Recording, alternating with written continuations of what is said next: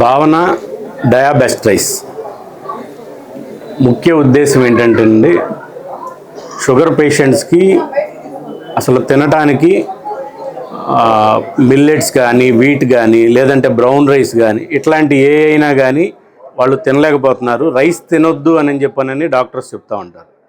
Rice ఎందుకు తినొద్దు అంటారంటే, వాళ్ళకి గ్లైసెమిక్ ఇండెక్స్ లెవెల్స్ ఎక్కువ ఉంటుంది.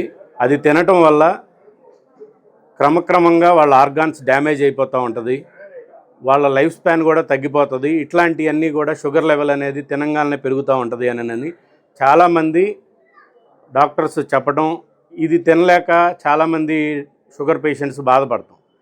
అటువంటి వారి కోసం అని చెప్పనని అగ్రికల్చర్ యూనివర్సిటీలో 7 సైంటిస్టులు దాదాపు 7 సంవత్సరాల పాటు రీసెర్చ్ చేసి కొన్ని ఫారెన్ రైస్ మన ఇండియన్ రైస్తో క్రాస్ బ్రీడ్ చేసి పుట్టించిన విత్తనమే ఈ భావన డయాబెస్ట్ రైస్. దీంట్లో గ్లైసెమిక్ ఇండెక్స్ అనేది చాలా తక్కువ ఉంటుంది. మీరు ఏది తీసుకున్నా కానీ, రాగులు తీసుకున్నా, జొన్నలు తీసుకున్నా, కొర్రలు ఇట్లాంటి ఏది తీసుకున్నా కానీ, వీట్ కూడా అట్లాంటివన్నీ తీసుకున్నా కానీ చాలా తక్కువ కంటెంట్ ఉంటుంది.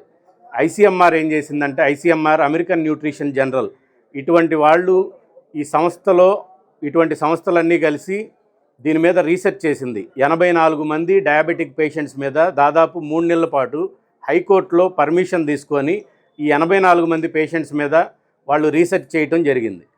చేసినప్పుడు తెలిసిన నిజాలు ఏంటంటే, వీళ్ళు ఎంత తిన్నా కానీ ఈ షుగర్ లెవెల్ అనేది పెరగదు. కరెక్ట్గా 150, 160 బిలో మాత్రమే ఉంటుంది. ఇట్లా ఉండటం వల్ల వీళ్ళకి షుగర్ పెరగకుండా ఉంటుంది, ఆర్గాన్స్ ఏది డ్యామేజ్ అవ్వదు, వీళ్ళ లైఫ్ స్పాన్ పెరుగుతుందని నేను చెప్పానని నివేదిక ఇచ్చిన తర్వాత దీన్ని అమెరికా పంపించడం జరిగింది. అమెరికాలో ఆర్టికల్స్ రాశారు దీని గురించి, ఈ రైస్ గురించి అని. ఇది రావటం చాలా గొప్ప విషయం. దీన్ని మార్కెట్లోకి తీసుకురావాల్సిన ఉద్దేశం ఎందుకు వచ్చింది అని అంటే, నెక్స్ట్ వీక్లో మా హౌస్ ఓపెనింగ్, మా నాన్నగారు ఇల్లు కట్టారు. ఆ హౌస్ ఓపెనింగ్ కోసం అని చెప్పనని ఆ వర్క్ పని మీద ఉండగా ఆయన మార్నింగ్ లైట్గా చెస్ట్ పెయిన్ అన్నారు. హాస్పిటల్కి తీసుకెళ్ళి అడ్మిట్ చేసిన తర్వాత 560 అబోవ్ వచ్చింది. అబోవ్ వచ్చిన తర్వాత ఒక 15 మినిట్స్కి ఆయన చనిపోవడం జరిగింది.